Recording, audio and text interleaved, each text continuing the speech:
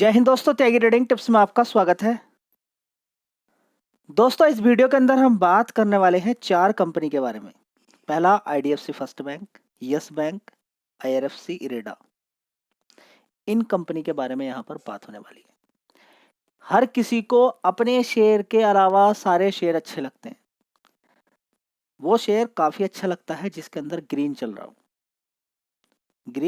हो।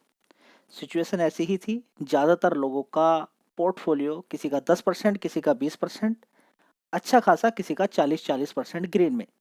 और इस समय देखेंगे 50%, 40%, 30%, 25% नुकसान के अंदर। मतलब वो जो प्रॉफिट था वो भी गया। अगर ऊपर से देखे तो बड़ी गिरावट। अगर प्रॉफिट भी कैलकुलेशन अगर किया जाए, उसके बाद नीचे का किया जाए तो बड़ा नुकसान।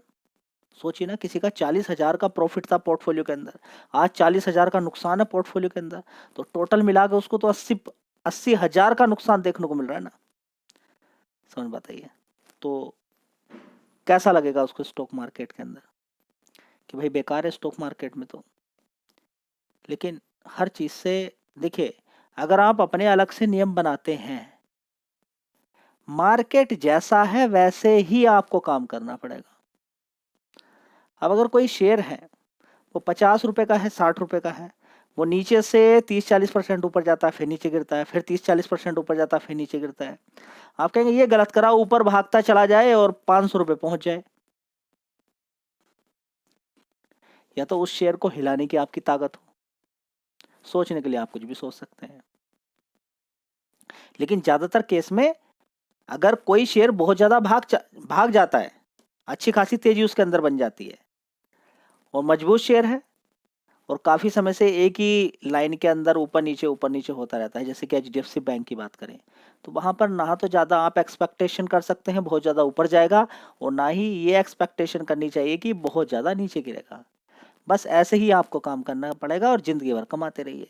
एचडीएफसी बैंक एक ऐसा शेयर है जहां पर आप चाहो, किसी को कुछ नहीं आता है, कुछ भी एबीसीडी नहीं आती है, और पैसे खोने का बहुत ज्यादा डर लग रहा है, तो अच्छी खासी थोड़ी गिरावट देख लें, एसआईपी करें उसके अंदर।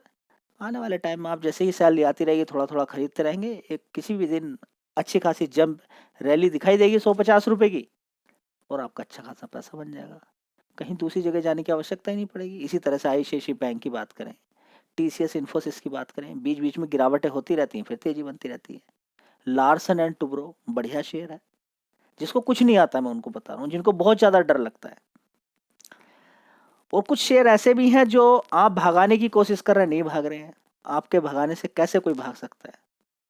इस शेयर की अगर हिस्ट्री उठा कर आप देखेंगे तो कभी ये शेयर, पहले मैक्सिमम चार्ट पैटर्न उठा कर देखिए। देखिए यहाँ पर अगर आप देखते हैं तो 2016 में 78 रुपीज का शेयर होता था। नीचे 2016 से नीचे गिरता है, फिर थोड़ी सी तेजी दिखाता है। यहाँ पर भी देखिए 2021 में भी अगर कोई चाहता था निकल जाता, अगर वो क्या कर रहा है, एसआईपी कर रहा है, एवरेजिंग की है। उसके बाद फिर गिरावट होती है, फिर तेजी बनती है अच्छी खासी 100 रुपए के आसपास, फिर दोबारा से नीचे की साइड में भी एक महीने का चार्ट पैटर्न देखते हैं तो कितनी गिरावट थी, 52 रुपए। 100 से 50% नीचे गिर गया। जी, हमने तो इसलिए खरीदा था कि ये 30 रुपए का शेयर था, और 30 रुपए से सीधा सीधा इसने अच्छी खासी तेजी दिखाई, और ये कवर भी किया गया था 30 रुपए के आसपास। ठीक है, पूरा मार्केट के अंदर तेजी बनी, इसके अंदर भी तेजी बन गई, कोई अलग बात नहीं थी। लेकिन हाँ, कुछ शेयर ऐसे थे जिनके अंदर तेजी नहीं बन रही थी, उनके अंदर तेजी बनी लेकिन टिकी नहीं। ऐसा नहीं कि कंपनी, ये बैंक बिल्कुल बेकार है या इसके अंदर कोई पोटेंशियल नहीं है, ऐसा नहीं है। अब है, नहीं भाग रहा है तो नहीं भाग रहा है, जिस दिन भागेगा भाग जाएगा। फिलहाल अगर अभी की अगर हम देखें तो 43,000 करोड़ का मार्केट कैप है बैंक के अंदर। आईडीएफसी फर्स्ट लिमिटेड इसके अंदर आ चुका है। ठीक है, चलिए देख लेते हैं इस कंपनी के अंदर, इस बैंक के अंदर कितना पोटेंशियल है। तो सबसे पहली बात क्या है कि गिरा हुआ भाव आपको दिखाई दे रहा है। क्या डर के भाग जाए? नहीं, ऐसा नहीं, डर के भाग जाने का मतलब नहीं होता है। लेकिन समस्या यह है कि स्टॉक मार्केट को आप इतना लाइटली ले क्यों रहे हैं। लाइटली लेने का मतलब, मेरा कहने का मतलब, 2016 में कभी 78 का था, 2025 में, 2024 में उसने ऊपर अपना 100 रुपए दिखाया हाई। कितना समय लिया 2016 से इतना, और आप कहते हैं कि मुझे कल ही पैसा चाहिए। इतनी जल्दीबाजी क्यों स्टॉक मार्केट के अंदर कि एकदम खरीदना है, एकदम बेचना है, बताइए ना। चलिए। एफसी फर्स्ट के स्टैंड लोन रिजल्ट्स अगर हम देखते हैं तो देखेंगे कि दिसंबर 2023 के अंदर 7,880 करोड़ का लगभग इंटरेस्ट अर्न किया। उसके बाद देखेंगे 8,200 करोड़, उसके बाद 8,700 करोड़, 8,900 करोड़, 9,300 करोड़, यानी कि ब्याज की कमाई के अंदर कोई भी दिक्कत नहीं। अदर इनकम से भी अच्छी खासी तेजी देखने को मिल रही है। लेकिन क्या है कि एक चीज यहाँ पर आप देखेंगे कि बैंक अगर कोई है तो उसके अंदर प्रोविजनिंग आपको देखना जरूरी है, और प्रोविजनिंग लगातार बढ़ती जा रही है तो दिक्कत है। तो इसकी टोटल प्रोविजनिंग लगातार बढ़ती जा रही है। पहले कितनी होती थी? 654 करोड़ की, फिर कितनी हो गई? 722 करोड़ की, फिर कितनी हो गई यहाँ पर देखेंगे? 994 करोड़ की, फिर 1,700 करोड़। उसके बाद देखिए अभी थोड़ी सी कम हुई है, 1,300 करोड़। ये एक अच्छी बात है इतनी ज़्यादा जाने के बाद, लेकिन वहां तक पहुंचना बहुत एक गलत बात होती है।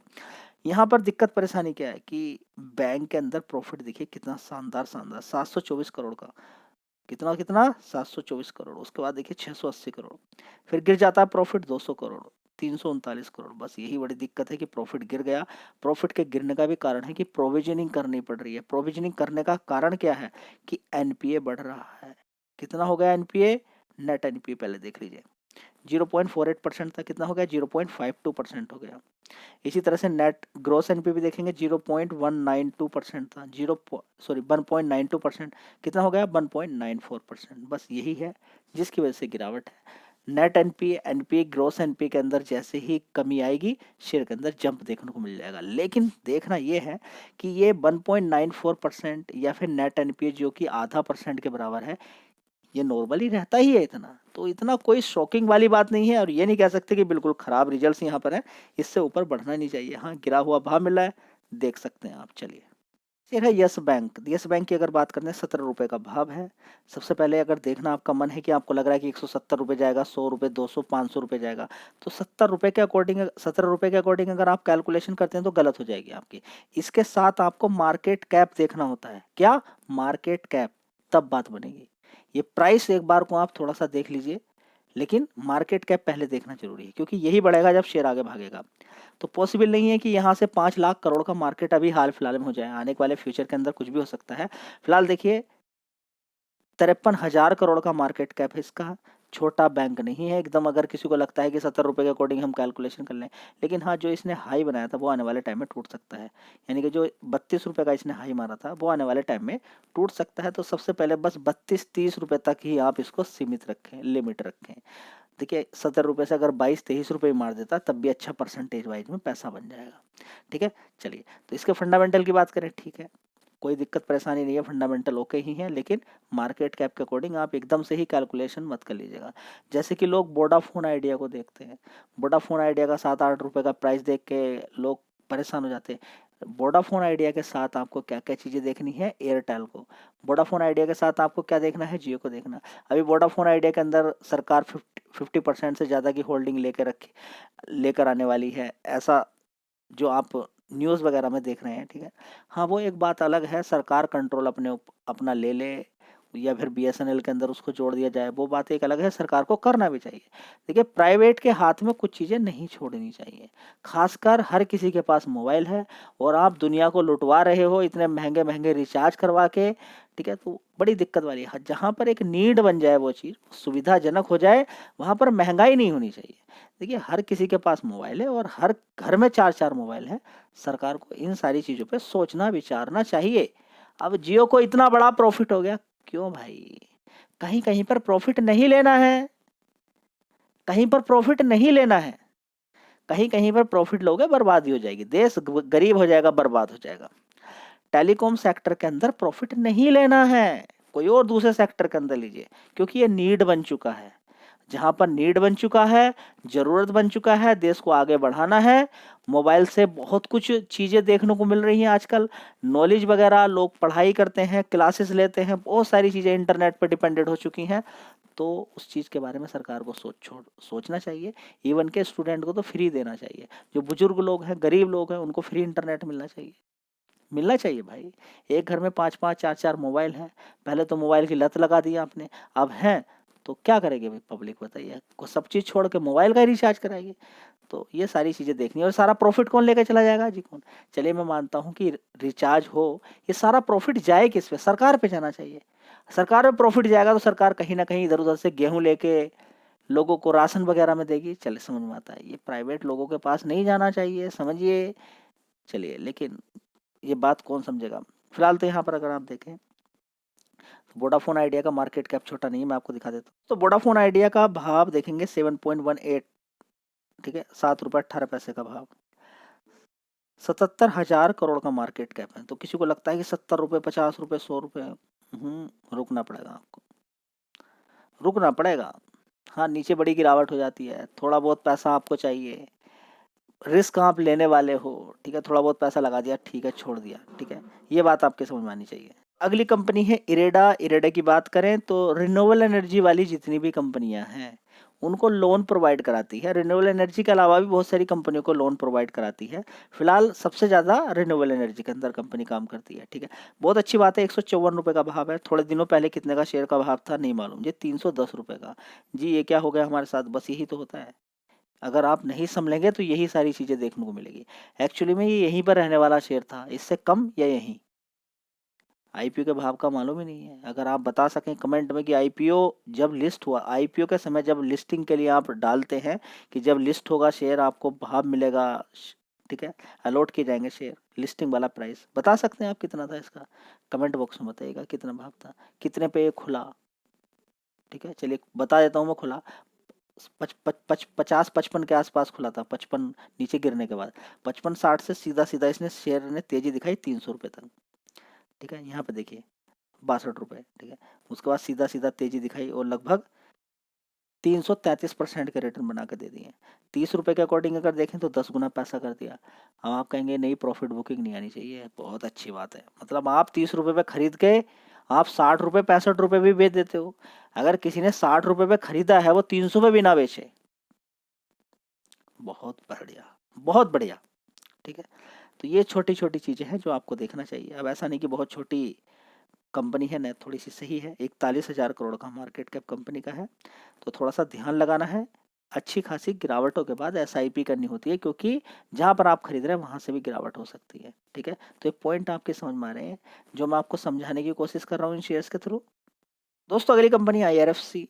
एनपीए की कोई खतरा ही नहीं है। क्यों? क्योंकि जो जिस सेक्टर को रेलवे को फाइनेंस करती है, रेलवे को किसी भी चीज की दिक्कत परेशानी है, किसी भी तरह की मशीनरी चाहिए, कंस्ट्रक्शन के लिए मशीनरी चाहिए, स्टोरेज के लिए मशीनरी चाहिए, ट्रक चाहिए, क्रेन चाहिए, जो भी चाहिए लीज पे बड़े आसानी से अवेल करा देती है, ठीक है। लीजिए आप आगे बढ़ाइए। कंपनी के धंधे में कोई परेशानी नहीं, अच्छा खासा प्रॉफिट रेवेन्यू सब कुछ आता है। जब 20 रुपये के आसपास था तब भी सारी चीज़ें मैं आपको बताता रहता था, लेकिन 20 रुपये के आसपास तो लोगों ने मौज ले ली ना, वहीं पर खरीद। इतने दिन तक ये शेयर रहा है, अब मैं आपसे क्या बताया जाए, बताइए। देखिए कितने समय तक रहा है, तो माल तो चूस लिया गया है यहीं पर। कितने समय तक ये शेयर रहा है, 20-25-30 रुपए के आसपास। अब उसके बाद की बात क्या की जाए, ठीक है। तो 100 रुपये से ऊपर तो ये जाना मुश्किल ही था शेयर, लेकिन गया फिर भी। 1.62 लाख करोड़ का मार्केट कैप है, छोटी कंपनी नहीं है। सारी चीजें ध्यान में रख के ही शेयर को खरीदना है। 20-30 रुपए का आसपास लगातार डेली बेसिस पे आपको वीडियो मिलती थी इसकी, लेकिन आपने ध्यान नहीं दिया। तो 20 रुपए के भाव को क्या आप भूलने वाले हैं? जी हाँ, भूलने वाले हैं। तो रिजल्ट आपके सामने है। जिन्होंने भूला वो देखिए किस तरीके से फंसे हैं। कंपनी खराब नहीं है, आपको मार्केट कैप देखना है, आपको प्राइस भी देखना है, सारी चीजें। कुछ दिन पहले कितने का प्राइस था वो भी देखना है, किस तरीके से बड़ा प्लेयर माल बेच सकता है और किस तरीके से शेयर लगातार वहां से यहाँ से भी गिर सकता है। ये सारी चीजें आपको देखनी है। चलिए।